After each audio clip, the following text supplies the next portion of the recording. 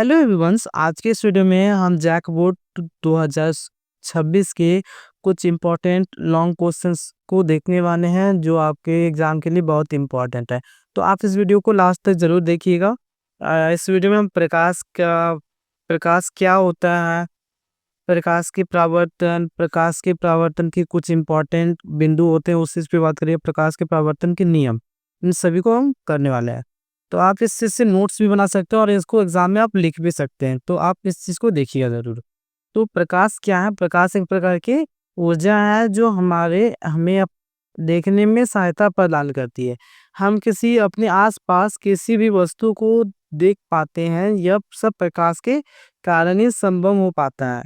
हमें कोई भी वस्तु तब दिखाई देती है जब प्रकाश की किरणें उस वस्तु से टकराकर हमारी आंखों पर पड़ती है। प्रकाश क्या है? एक प्रकार की ऊर्जा है जिसकी सहायता से हम देख पाते हैं। वह किसी वस्तु से टकराकर हमारे आंखों तक पहुंचती है तो ही हमें वस्तु दिखाई देते हैं। हम इसे ही प्रकाश कहते हैं।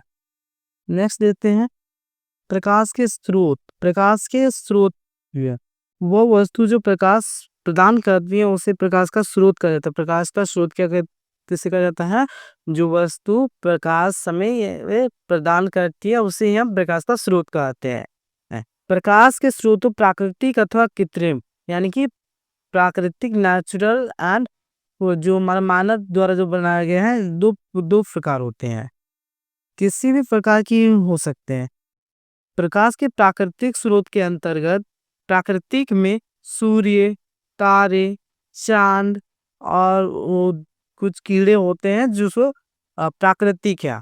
और हमारा बल्ब जो घर में देते हैं, मोमबत्ती, लेजर्स, ये सभी जो प्राकृतिक है, ये सब जो प्रकाश का स्रोत है वो हमारा मानव निर्मित है।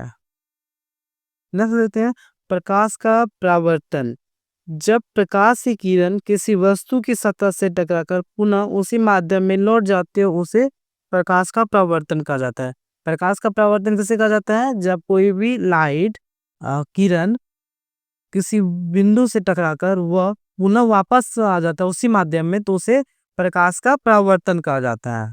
इसको जानने से पहले हम कुछ बिंदुओं पे बात करेंगे।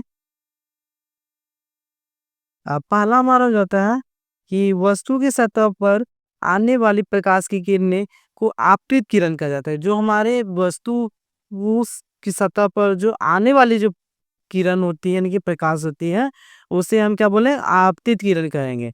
वस्तु के सतह से टकराकर जो हमारे वस्तु से टकराकर जो जाता है उसे हम क्या बोलेंगे? परावर्तित किरण कहेंगे उसको।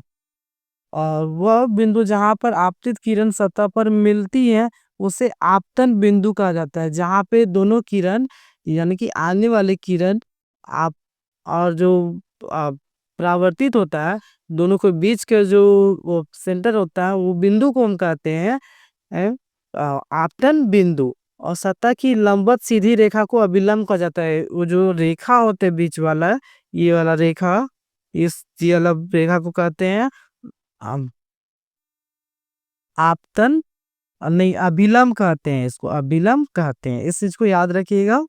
और नेक्स्ट हमारा इसमें आपतित किरण अभिलंब के मध्य बनने को कोण वाले आपतन कोण कहते हैं। जो आपतित किरण और परावर्तित किरण हमेशा जो इसका जो कोण बनेगा दोनों का बराबर बनेगा। ठीक है, अब नेक्स्ट देखते हैं क्या चीज होता है। प्रकाश के परावर्तन के नियम। जो हम प्रकाश के परावर्तन के नियम है, प्रकाश के परावर्तन के दो नियम है। है आपतित किरण, परावर्तन किरण और अभिलंब सभी एक ही तल पर उपस्थित होते हैं। जो हमारे आपतित किरण होते हैं और परावर्तित किरण हुए होते हैं और अभिलंब सभी एक ही तल पे उपस्थित होते हैं, यानी कि एक ही मिरर पे उपस्थित होते हैं सब। तल मतलब हो गया वो जो ये वाला जो सीधी रेखा है, इससे हम क्या बोलेंगे? ये वाला को तल बोलेंगे, ये वाला को तल बोलेंगे।